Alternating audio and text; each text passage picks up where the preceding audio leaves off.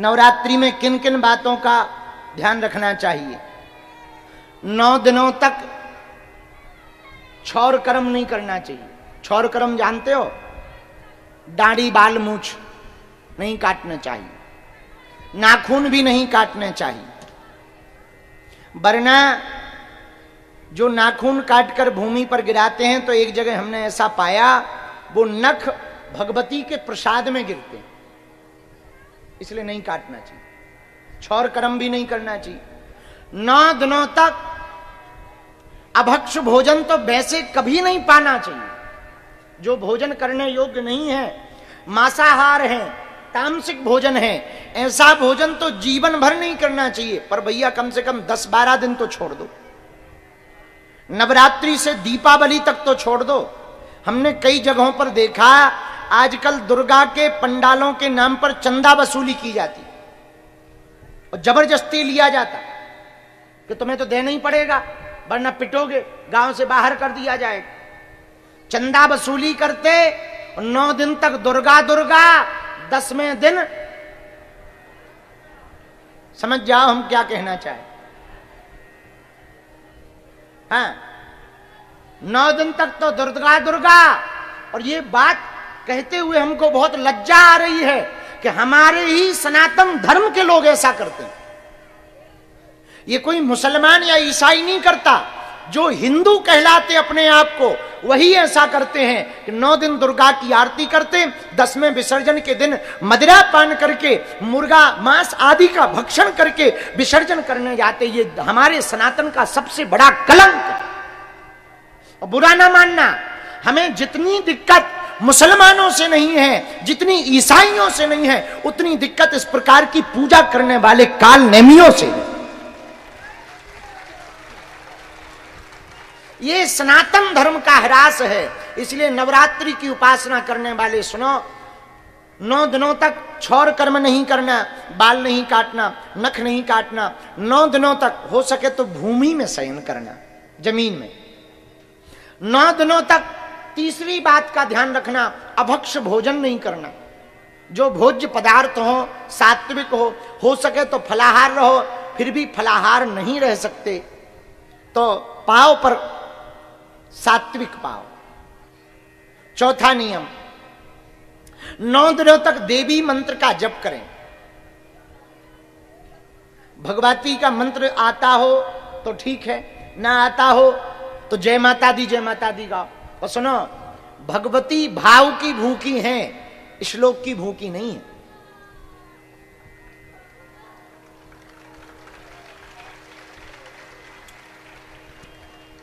एक गांव में एक पंडित जी रहते थे, सीधे साधे बूढ़े पुराने।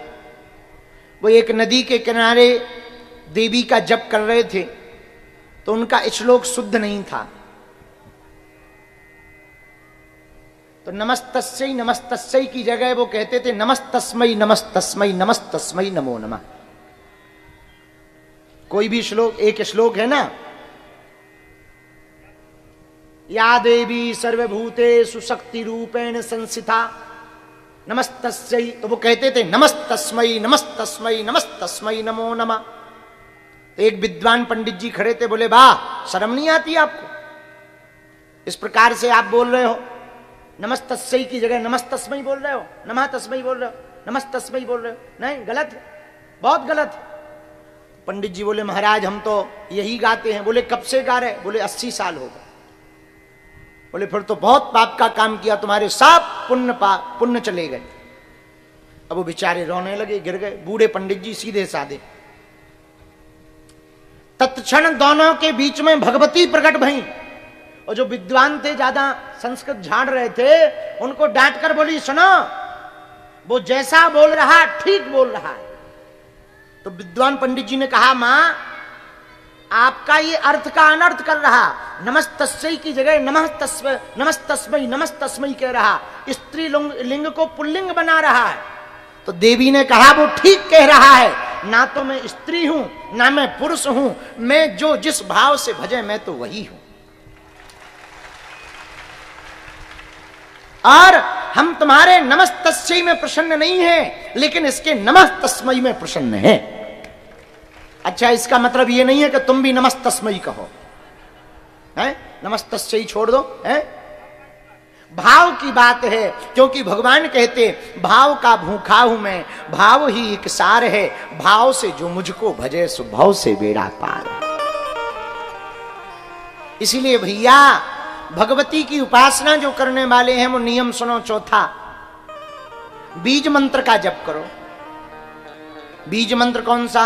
ओम ऐं ह्रीं क्लीं चामुंडाई विच्चे, इस मंत्र का जप करो।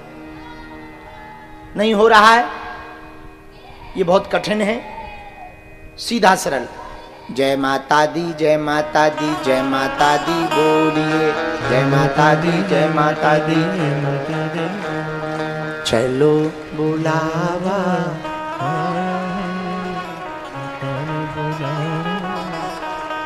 हो चलो।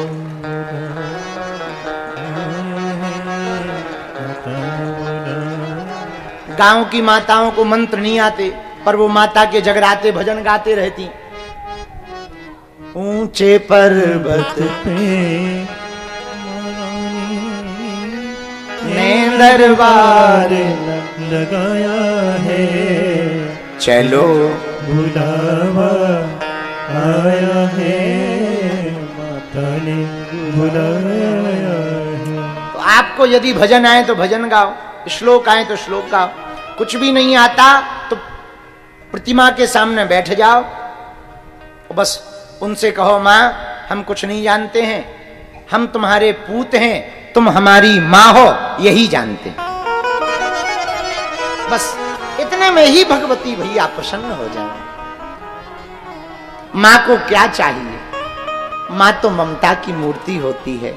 और भारत वालों बुरा ना मानना, आजकल जगह जगह पंडालों में देवी माता बैठी है, क्योंकि आज से नवरात्रि प्रारंभ हो गई है और नवरात्रि के पावन पर्व पर जगह जगह देवी मां के पंडाल लगेंगे, जगह जगह प्रतिमा बैठाई जाएगी।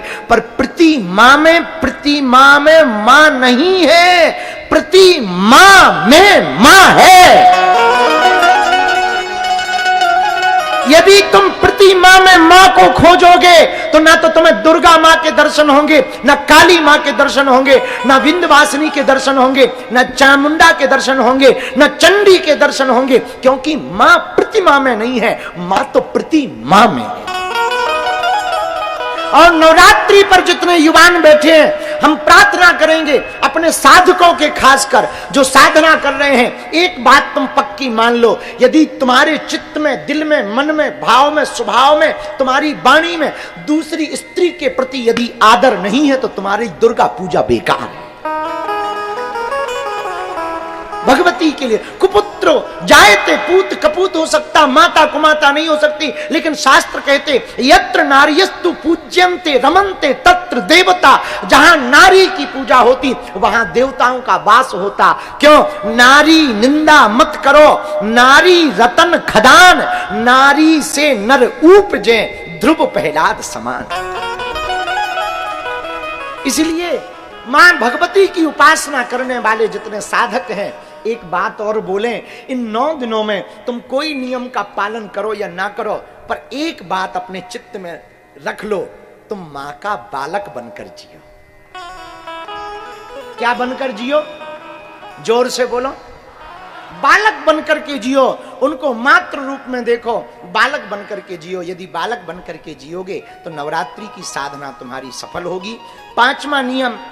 पांचवा नियम है कि हो सके तो प्रातः काल ब्रह्म मुहूर्त में भगवती के दर्शन कर लें। साधना करने वाले भगत प्रथमा को यानी आज, पंचमी को, अष्टमी को और नवमी को 4 दिन, परमा यानी आज, पंचमी, अष्टमी और नवमी जो देवी साधना करते हैं उनको 108 लौंग की माला बना करके देवी को चढ़ानी चाहिए।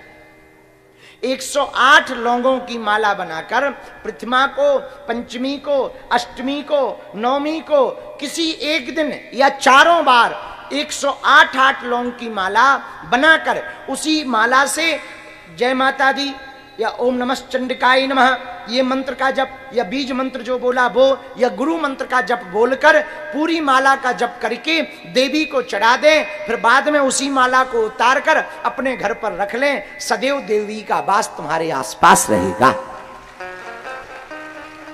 आज प्रथमम शैलपुत्री चा, द्वितीयम ब्रह्मचारिणी, तृतीयम चंद्र घंटेति कुसुमांडेति, चतुर्थकम। आज पहला दिन शैलपुत्री का है।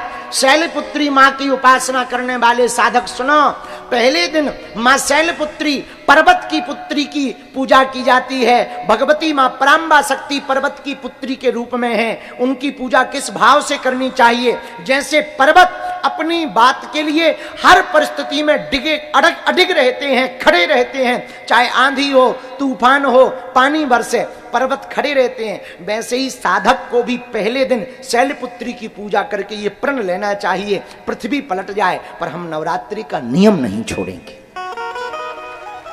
उपासना का नियम नहीं छोड़ेंगे। तो आज का दिन संकल्प का दिन है। कौन सा दिन है?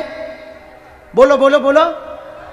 उपासना के प्रारंभ में संकल्प का दिन है। आज संकल्प लिया जाता है हम 9 दिनों तक ये करेंगे, ये नहीं करेंगे। तो पहला नियम आपको, 5 नियम आपको पता चल ही गए। भूमि पर शयन करना, अभक्ष भोजन नहीं करना, नख सिक आदि छौर कर्म नहीं करना, नाखून आदि काटना नहीं है, सब में देव दृष्टि रखना, स्त्रियों में, माताओं में भगवती के दर्शन करने की चेष्टा करना, बीज मंत्र का जप करना, भगवती की आराधना करना, प्रथमा पंचमी अष्टमी और नवमी को लौंग की माला डालना, भगवती को दर्शन करके प्रणाम करके उस माला को अपने घर पर फिर स्थापित करना। इन 9 दिनों में 9 रूपों की साधना करनी। आज के दिन रात्रि काल में जो पूजा करें, शाम को जो पूजा करें, वो शैलपुत्री माता के नाम से पूजा करें। जो भी भक्त साधक शैलपुत्री माँ की पूजा आराधना करके मां शैलपुत्री को खीर का भोग लगाते हैं, उनको भगवती शैलपुत्री रूप में देवी माता कृपा करके आशीर्वाद देती हैं, हर मनोरथों को पूर्ण करती हैं। आज की पूजा धन धान की उन्नति के लिए की जाती है। यदि किसी के पास बहुत अर्थ आता हो, पैसा आता हो, रुकता ना हो, तो आज शैलपुत्री मां की पूजा करनी चाहिए, खीर का भोग लगाना चाहिए और 7 या 9 तांबे के सिक्का शैलपुत्री माता के चरणों में रख देना चाहिए। नवमी को वही तांबे के सिक्का उठा करके तिजोरी में रख देने से धन धान की वृद्धि भी होती है और धन रुकता भी है। ऐसा आज का महत्व है। बोलो सीताराम। भगवती जगज्जननी माता की जय हो। आज हमने 2-3 बातें बहुत विशेष रूप से कही जो आप लोगों को समझ में आई होगी। नवरात्रि क्यों मनाई जाती है ये पता चल गया। कितने दिन की होती है? 9 दिन की क्यों होती है ये भी पता चल गया। और भगवती का प्रागट्य कैसे हुआ, भगवती प्रकट कैसे हुई, देवताओं के तेज से भगवती प्रकट हुई, इसलिए इनके समान कोई दूसरा शक्तिशाली नहीं है। अब कल की कथा में हम आपको सुनाएंगे कि सीता जी ने एक रावण को मारा था। सीता जी, राम ने तो एक रावण को मारा, हनुमान जी ने अहि रावण को मारा, सीता जी ने भी एक रावण को मारा था। वो कल बताएंगे। और कल की कथा भी दोपहर 1 बजे से 3 बजे तक होगी। कल द्वितीय दिवस की चर्चा में ब्रह्मचारिणी माता की चर्चा की जाएगी, इसलिए हो सके तो एक आध पटका कोई सफेद वस्त्र डाल करके जरूर आवें। वो प्रतीक होता है ब्रह्मचारी का, सफेद वस्त्र पहन करके आवें तो बहुत अच्छा। कल की चर्चा कल करेंगे क्योंकि हमारी साधना भी है और हमें साधना में भी बैठना है। प्रणाम करने की ना कोई जिद करना, न सन्निकट आने की जिद करना, दूर ही रहना, दूर से ही प्रणाम करना। और हम 9 दिनों तक रहेंगे। कल से हम एक कोशिश करेंगे प्रश्नोत्तरी भी करने की। तो देवी माँ के पूजन से संबंधित आपके मन में कोई प्रश्न है तो वो आप आकर के यहाँ अन्नपूर्णा भवन पंडाल में बता दें। कल टाइम पर बैठ जाना, आज पूजा के कारण लेट हुए हैं। कल हम समय पर ही आकर के यहाँ पर कथा प्रारंभ करेंगे। दोनों हाथ जोड़ करके भगवती को प्रणाम करो। भक्तों ने पुकारा हे जगदम्बे चली आओ,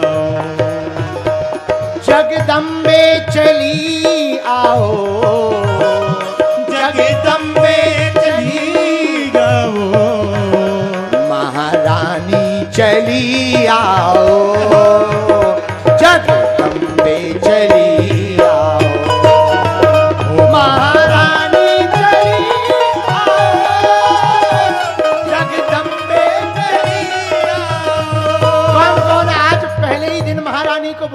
कहता।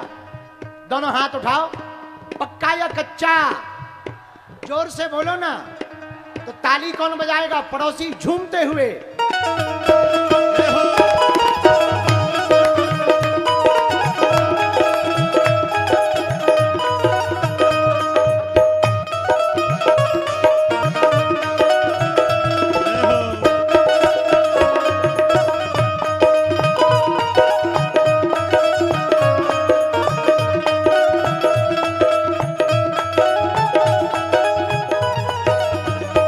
जगदम्बे चली आओ, महारानी चली आओ।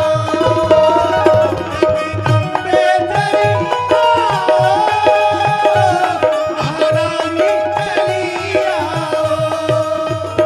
भक्तों ने पुकारा है, भक्तों ने पुकारा है, भक्तों ने पुकारा है। ओ भक्तों ने पुकारा है।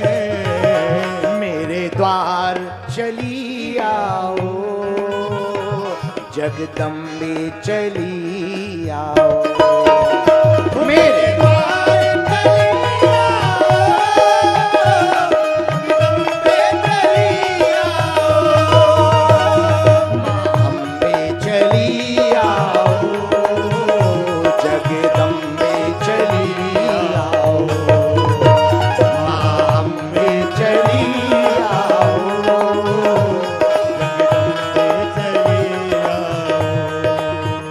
माता रानी से जो भी प्रेम करते दोनों हाथ उठाओ और बुलाओ, माँ अम्बे चली आओ। गाओ माँ।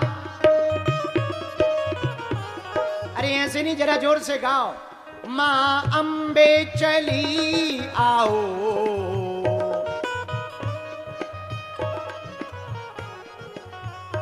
जगदम्बे चली आओ। माँ अम्बे चली आओ, जगदम्बे चली आओ, माँ अम्बे चली आओ। ताली बजाते हुए जय माता दी, जय माता दी, जय माता दी बोल रे। जय माता दी, जय माता दी, जय माता दी बोल रे। जय माता दी, जय माता दी, जय माता दी बोल रे। जय माता दी, जय माता दी, जय माता दी बोल रे। निर्धन के घर माँ तुम आना, निर्धन के घर माँ तुम आना। मेरे घर माँ तुम ही आना, मेरे घर। और आज पहले ही दिन मेरे द्वार चली आओ।